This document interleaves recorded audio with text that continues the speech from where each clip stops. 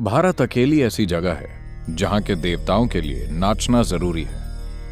अगर कोई नाच नहीं सकता तो वो ईश्वर नहीं हो सकता। शिव नटराज है, वो नर्तकों के राजा हैं और हमारे बाकी सभी देवता नर्तक हैं।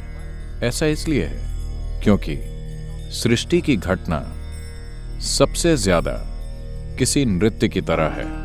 आजकल आधुनिक भौतिक वैज्ञानिक इन शब्दों का इस्तेमाल कर रहे हैं कि ऐसा लग रहा है चीजें नृत्य कर रही हैं। नृत्य का मतलब है कि उसमें कोई तार्किक तालमेल नहीं दिखता, लेकिन अगर आप करीब से उसे देखें तो इस पूरी प्रक्रिया में एक बहुत गहन व्यवस्था है। सृष्टि के इस नृत्य ने शाश्वत शांति से खुद अपनी रचना की है। सृष्टि के इस आनंद को प्रस्तुत करने की कोशिश में हम इस आयाम को नटेश या नटराज कहते हैं, जो शिव के सबसे महत्वपूर्ण रूपों में से एक है। क्योंकि सृष्टि एक नृत्य है, इसलिए हमने कहा कि ईश्वर एक नर्तक है। इसलिए जब हम शिव को नटराज कहते हैं तो कहने का मतलब ये नहीं है कि कोई अकेला व्यक्ति नाच रहा है, इसीलिए उनके आसपास वो घेरा दिखाया जाता है। गोल आकार हमेशा ब्रह्मांड का प्रतीक होता है, क्योंकि किसी भी चीज के गतिशील होने से अस्तित्व में जो सबसे कुदरती आकार घटित होता है वो है एक गोल आकार। कोई भी चीज जो खुद से घटित होती है उसका आकार गोल होता है। पृथ्वी गोल है, चंद्रमा गोल है, सूर्य गोल है, सब कुछ गोल है, क्योंकि गोल आकार का टकराव या रगड़ सबसे कम होती है।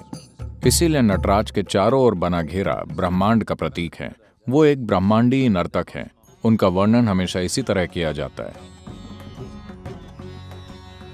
You can experience the dance, or you can become the dance. आप नृत्य का अनुभव कर सकते हैं या आप नृत्य बन सकते हैं। आप बस उसे ध्यान से देखकर उसके सौंदर्य का अनुभव कर सकते हैं या नृत्य कर सकते हैं। लेकिन आप नृत्य को समझना चाहते हैं, ऐसा कुछ नहीं होता। आपके पास बस यही दो तरीके हैं। अगर आप नृत्य को देखकर उसके सौंदर्य का अनुभव करते हैं तो हम कहेंगे कि आप एक साधक हैं। आपको वैज्ञानिक कहा जा सकता है, पर फिर भी आप एक साधक हैं। आप जानना चाहते हैं कि वो क्या है, इसलिए आप ध्यान दे रहे हैं। अगर आप उस पर ध्यान देते हैं तो आप साधक बन जाते हैं। अगर आप नृत्य बन जाते हैं तो आप चैतन्य बन जाते हैं, आप योगी बन जाते हैं। आपके पास यही चुनाव है।